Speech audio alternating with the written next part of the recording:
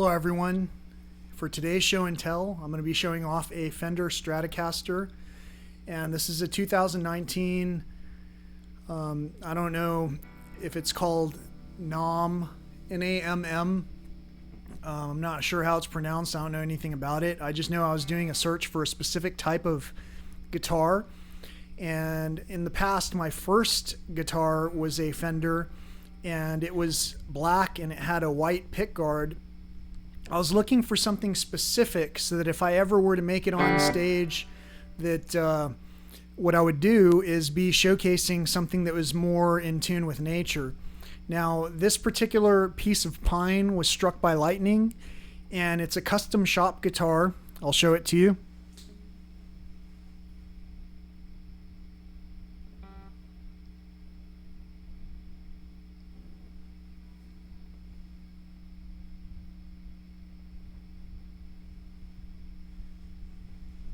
You can see the burn marks of the lightning strike. So this allows me to talk about things in nature. So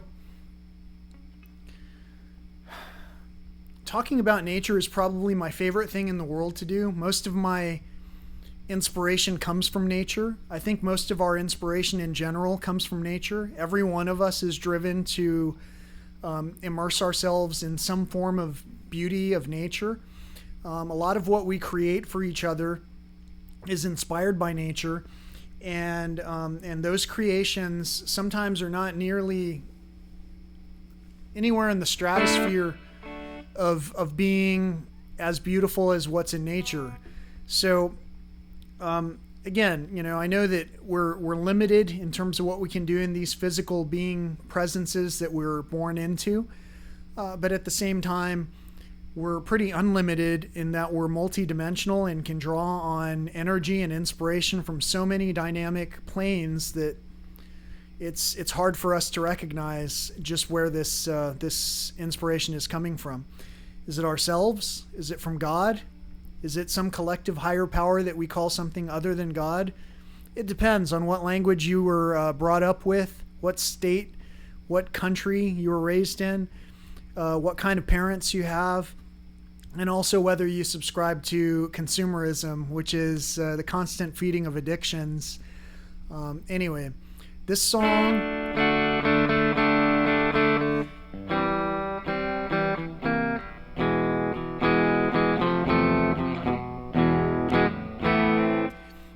itself is written to time, and I hope that you enjoyed the showing portion of this show and tell.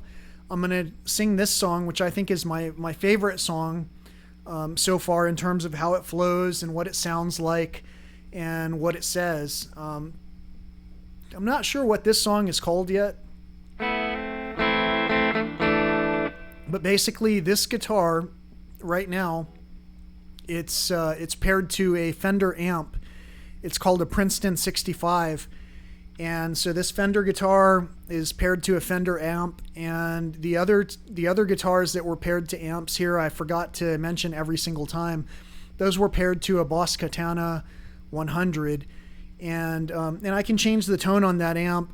I'm not quite sure what any of these songs are going to sound like except for the acoustic ones, because those are the only ones I've recorded here consistently. What I'm doing is basically placing a mic in front of these amps. One of the two mics, the mic that's usually right here, it's now down in front of the amp. And, you know, we'll see what happens. But this particular song, imagine that it's written to time, or to a former lover, or to your best friend, or somebody who you no longer have the ability to talk to anymore, because either they or yourselves are no longer able to talk. Let me know what you think about it.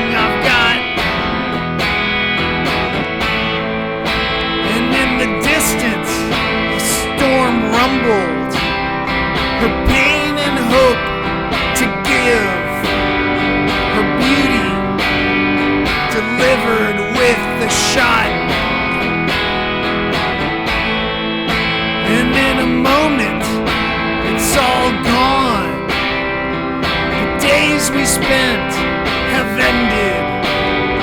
The nights alone begin.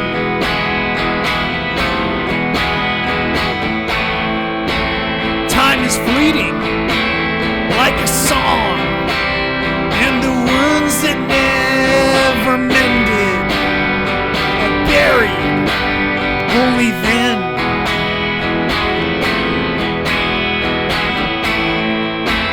I remember we were friends. Everything would last forever. We were side by side. But all the goods and bads have ends, and nothing lasts forever. You know we just can't hide.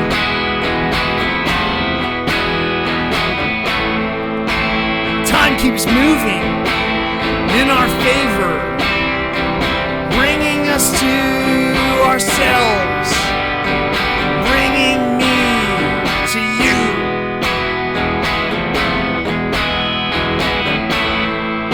And if you try, you can save her, keeping her on your shelves, but soon you'll be there too.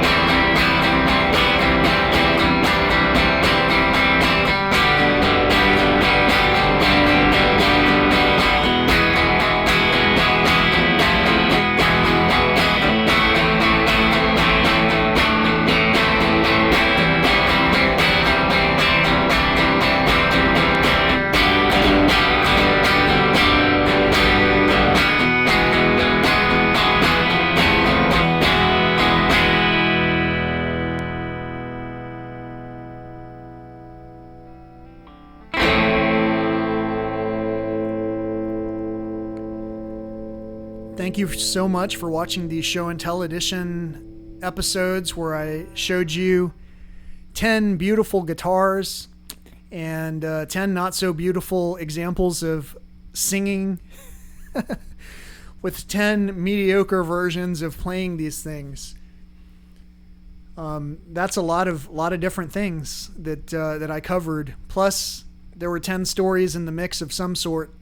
This particular story that I told, again, I don't have a title for this song, but it talks about time keeps moving in our favor, bringing us to ourselves, bringing me to you, and if you try, you can save her, keeping her on your shelves, but soon you'll be there too. Think about keeping a clock or an urn or something on your shelves. That's kind of the imagery that came to mind when I was putting that song together. And also it talks about a distant storm. A lot of these songs that I've written have talked about these storms that I see in Big Bend National Park. If you look up here, this guitar normally was the one that was hanging in this spot where this blackbird is hanging, and you can see some lightning kind of coming down from the sky. It actually hits this arm in the vein. You can see a droplet of blood, and that little detail ties into a lot of the songs about addiction. And either way, the lightning comes down and it hits the guitar. Well, you know, it hits this guitar. This guitar is the one that was struck by lightning in reality. And so basically I've incorporated a drawing that was based off of a real picture that occurred in Big Bend National Park, where some lightning kind of rained down over the landscape, and I got a fantastic image of it. My friend helped me to get that picture. He helped me to learn nighttime photography. We haven't been out to Big Bend together in a long time. Maybe one day these show and tell sessions will help me to monetize the dream that I have, which is to bring everyone out to these places so that we can all unwind and regain our health in a more reasonable way. I know there are a lot of things that we're all trying to inspire one another to live happier, healthier, more rewarding lives. But the first thing that we have to do is realize that everything that passes into our hands, into our ears, into our mouths, into our eyes, into our senses is in fact some sort of consumerism. Anything that we consume is reflected outwardly in ourselves. So hopefully as time goes by, we realize that time is limited and we can only do so much with it. And hopefully we spend a lot of time spending it with our loved ones and not with our loved things, because things will never produce that same level of joy as inspiring someone else to have joy. But until we have joy in ourselves, it's hard to inspire it in someone else. So my biggest number one piece of advice out of all of these songs is that our health is our wealth, and to consume endlessly, like as if none of those things we're eating are taking a toll on our physical composition, is a misguided lie that we've been taught from the beginning in many countries. In this particular country, maybe not everywhere, it's not everywhere that these things are taught, but the whole world is kind of showcasing, hey, we've got a problem with the planet. Things are happening ecologically, whether you want to call it global warming or climate change or just a phase that we always go through. It probably makes more sense to take care of our own physical health than to defend the mechanical objects that have people all up in arms. So have a great day. Peace. And if you want to really attack someone with something or level a whole playing field, try to do it with love, and maybe use a different instrument, a different type of weapon. A weapon of mass instruction is what I called it way back when, because you can showcase, if you have a moderate amount of talent and inspiration and practice these things over and over, you can really broaden your audience to the point where you find your market is not just the people that you think are listening to you or are able to do something for you or whatever. I'm not doing this because I want someone to do something for me. I'm doing this because it helped me to tell the story about how I got healthier and lost 80 pounds over the course of time, ditched all the prescription medications, and recognized what it was that was valuable in my own life. And hopefully, like the cat down the road had inspired me, I'm inspiring some other cat down the road to take a self-assessment and take a moment and remember that in this tiny marble of a globe, this is just a drop in the bucket. If you believe in any kind of energy and afterlife or anything whatsoever, seeing someone and love at first sight or soulmates or best friends or family or friends or anything that involves something other than living in a cave, isolated, alone for the entirety of your life, it's probable that you also like other people. And if you like other people and nature, even if you don't like nature, if you like other people, it's probable that you also like nature. There are so many things that we've been taught to fear that govern our actions, that cause us to stumble, that I'm going to present to you this one nugget of information, which is our health is our wealth. Anything that we eat is probably the number one contribution factor to what our health is and what we're able to resonate among one another. Once you're resonating on a more peaceful, more happy plane, then you attract more happy, peaceful people into your own planes, into your own sphere, and that also attracts your tribe. Your vibe is your tribe, and that also attracts your level of income and the rewards that you're able to benefit from. So peace. I hope that you guys enjoyed this episode of Show and Tell. This is the last one of this series of guitars. I actually do have one other guitar and one on the way, and those two will be showcased in their own manner when the time comes. But for these particular 10 songs that I'd been spending a good amount of time trying to figure out how to put tunes to, because they'd been written a long time ago, most of them, those were the 10 guitars I wanted to showcase. This is the crown jewel of my guitars. In my mind, aside from the Blackbird Lucky 13, I love this guitar. It's it's I don't love it the same way as maybe a human being, but then again, this came from a tree. This was harvested in some way for my own use. So I have to give that kind of credit to the fact that all of these items that you see around me are just one drop in the bucket of the things that we're all amassing over the course of time. And maybe, just maybe, instead of amassing more of these things, maybe I need to find who my heir is and pass those on to someone so that they don't have to work so hard to amass those things over the course of life. If you've got garages filled with stuff, I'm pretty sure that you're reflecting outwardly. If you have attics filled with stuff, you're reflecting outwardly this abundance. I know it because I was, and as I let go of my things, I began to rein myself back into shape and back into happiness and back into rational conversations that didn't end with someone just like storming out of the room and not ever talking to you again, and then threatening to call the police because, you know, I'm such a violent person.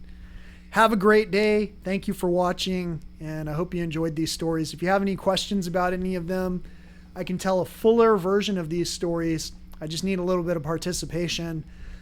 Someone to let me know, what did you like? What didn't you like? What can I do better? Help me out, and I'll help you out. Have a great day. Peace.